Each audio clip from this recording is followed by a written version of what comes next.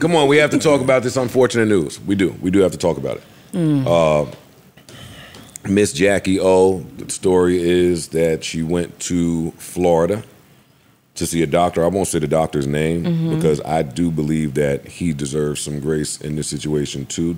No information has been released. And I know the first reaction is to be emotional and say, fuck this nigga. Yeah, blame someone. Yeah, but we don't know anything. So let's be careful with that. But word is she went to Florida for a mommy makeover and she passed away.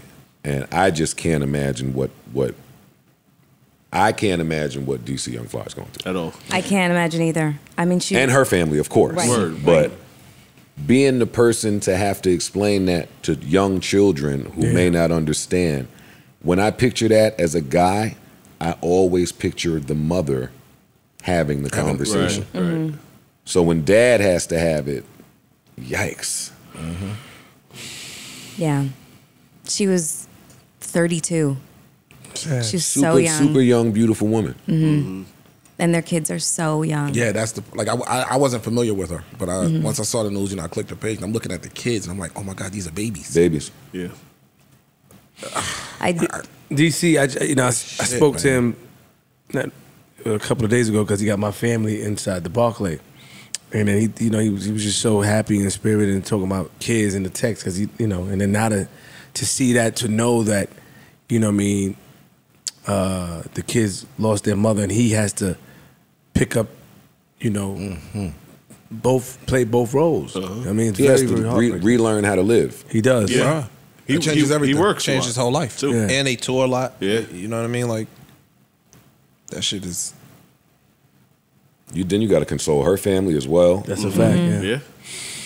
You don't even got time for that Yes, you do. because your kids don't stop. Right. You got to kind of suppress that because life's still moving Yeah, but on. I'm assuming because We've never been here, experienced it. Thank God. I don't think that's going to fall solely on DC. Like that's going to be a community, her family, Hopefully. his family, Hopefully. the whole family come Hopefully. together for these kids. Yeah.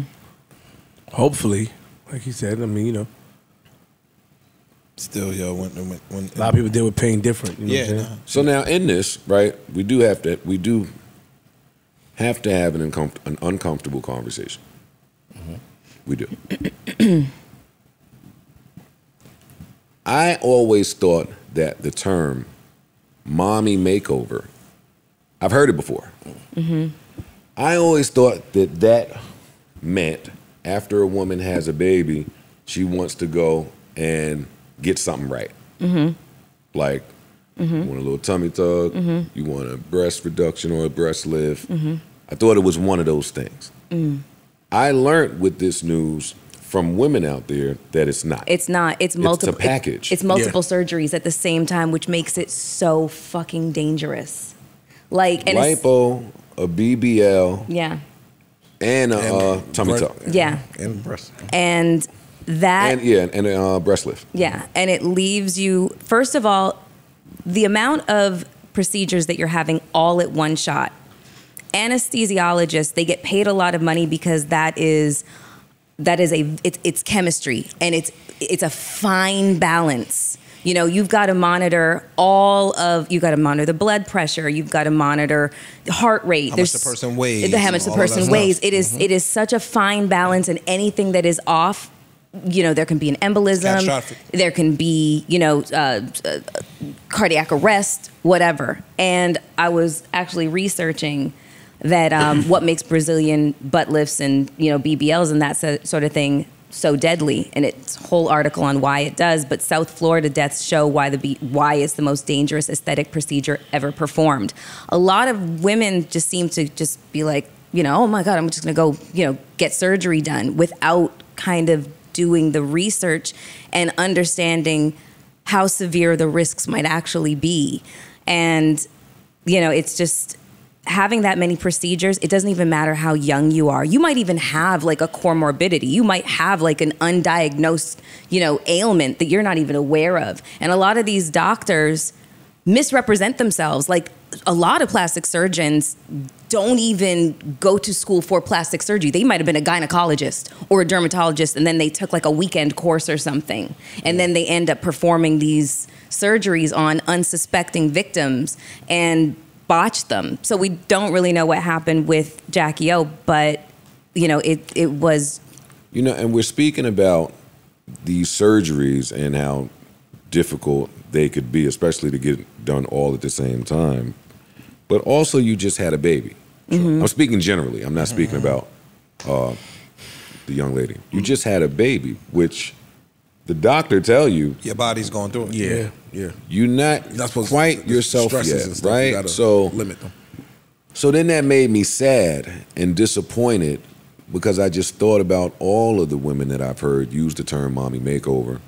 All of the women that have had babies and felt the pressure to post a picture immediately following the show that you've snapped back.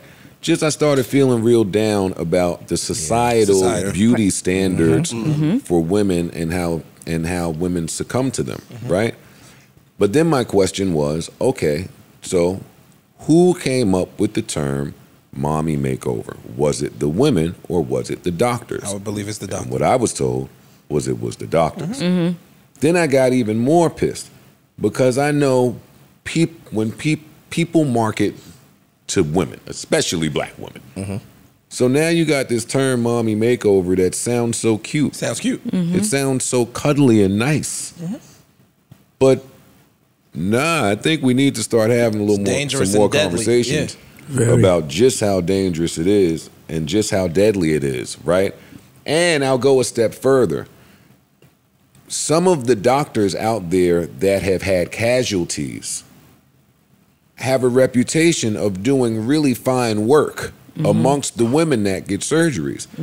I know a lot of women that are totally aware of the casualties and still feel pressured enough to go put yourself under the knife and potentially risk your death for some physical cosmetic upgrade. The way that they'll look at it, every medical professional, any doctor practicing probably has a malpractice suit against them. You're always going to have somebody who is unhappy with results or whatever the case is.